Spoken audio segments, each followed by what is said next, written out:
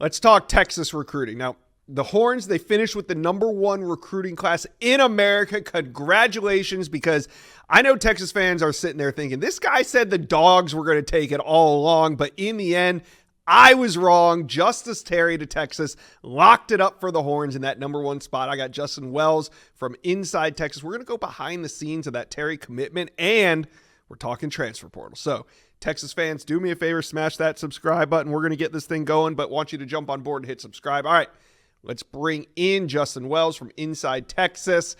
5-star Justice Terry. How'd they do it? A lot of effort in a small window of time. A opportunity to play immediately. A very open defensive line, depth chart, very inviting. And a pretty good NIL offer.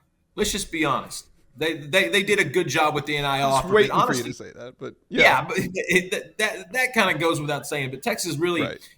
They jumped into this thing around September, and then I went to Manchester in late October. Actually, it was on Halloween when I saw Justice, and I got the sense that it was going to be Georgia. I got the sense that Kirby Smart wasn't going to let the #2 defensive tackle in the country out of his backyard. They really needed him. Georgia has to kind of stockpile. That state's full of D linemen for this class anyway.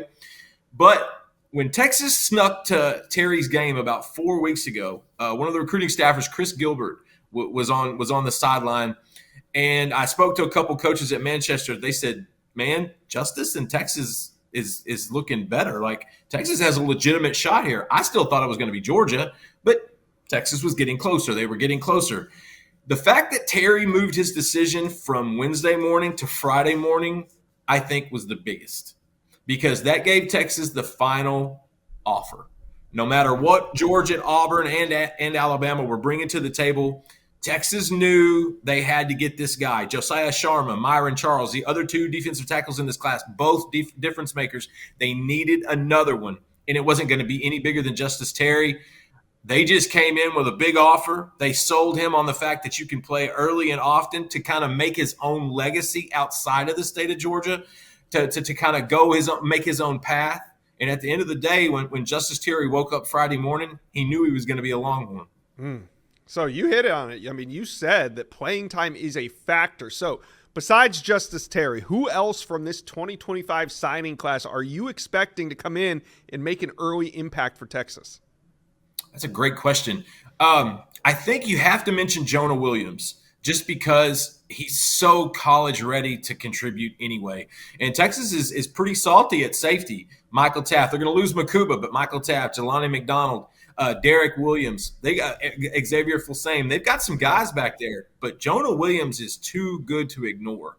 He is way too good to not at least get on the field in some capacity, whether it be special teams or defense in some different packages. But I think Jonah Williams is a guy that's going to have to play immediately. #1 safety in the country by the On3 recruiting rankings.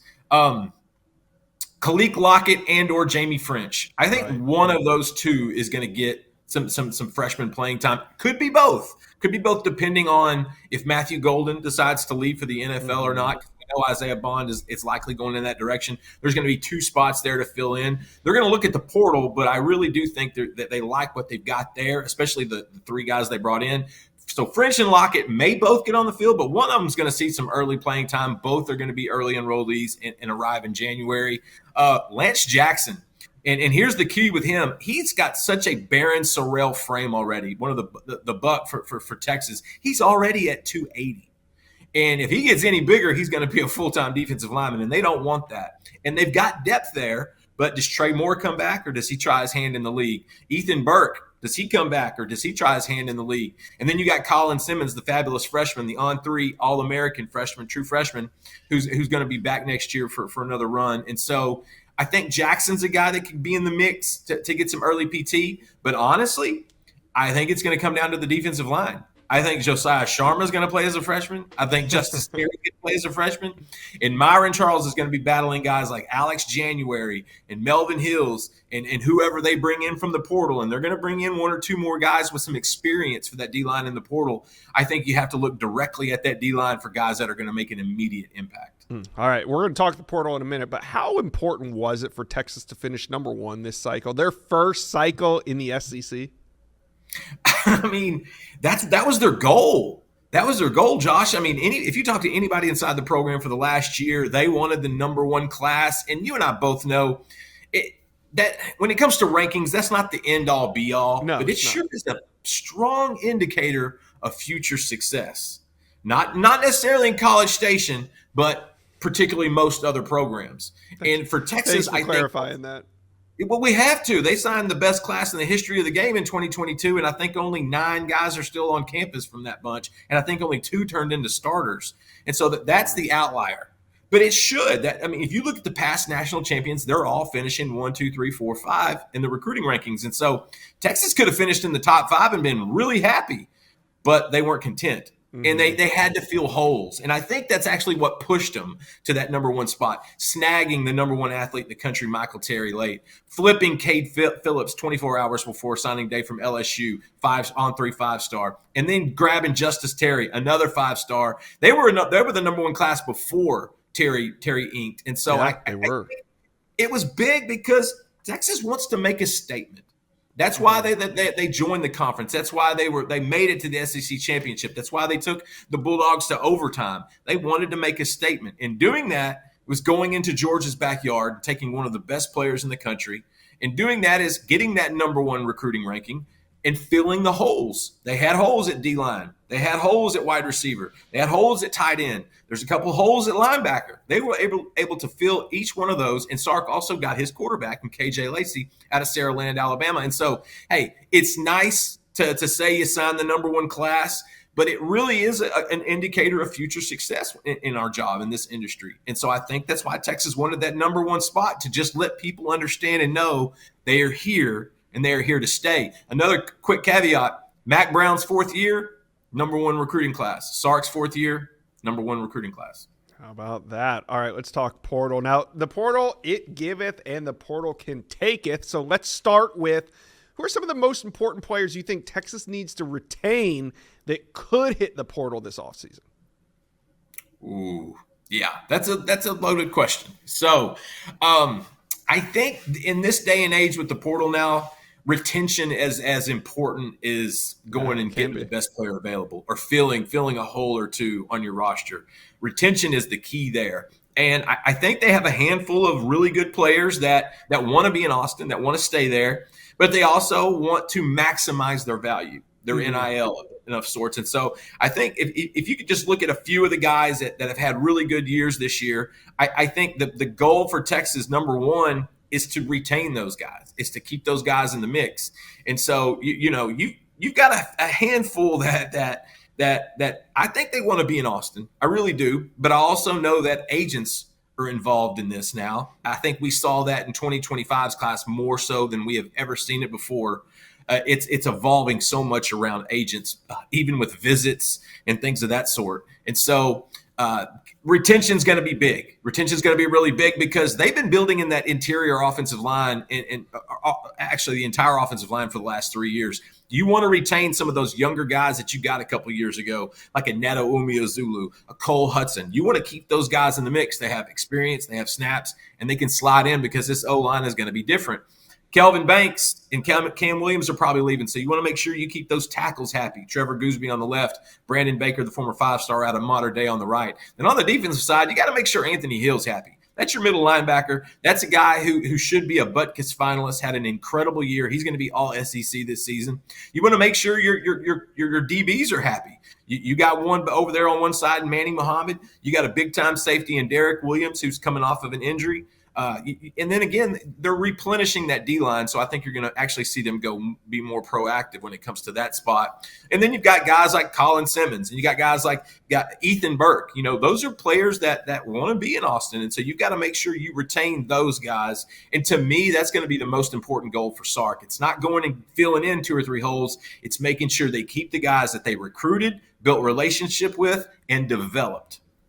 All right, so how active do you think Texas will be when the portal opens, and what positions in need do you think they will address?